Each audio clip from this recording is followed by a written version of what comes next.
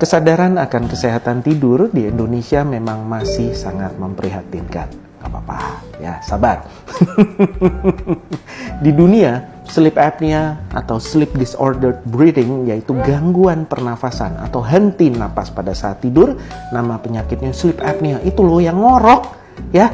Itu 80%-nya tidak terdiagnosa di dunia loh. Kenapa? Sederhana, karena dianggap ngorok kan biasa ya. Cuma suara, cuma berisik, cuma apa. Nah, tapi emak-emak nih, ibu-ibu di rumah, biasanya yang tahu, yang sadar, ini suami ngoroknya kok nggak wajar kelihatan.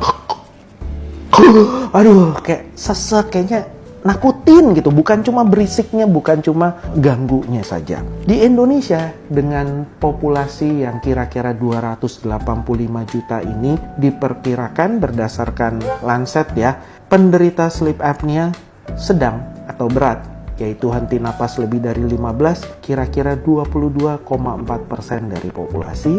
Sedangkan yang terdiagnosa nih kira-kira baru 0,5%-nya aja. Sedih nggak sih? Padahal sleep apnea berujung pada hipertensi, diabetes, jantung, stroke, impotensi, kematian. Jadi ada nih yang namanya kedokteran tidur, ada nih yang namanya pemeriksaan tidur, pengobatan, perawatan, penyakit-penyakit tidur, sleep apnea, hypersomnia, narkolepsi, dan lain sebagainya.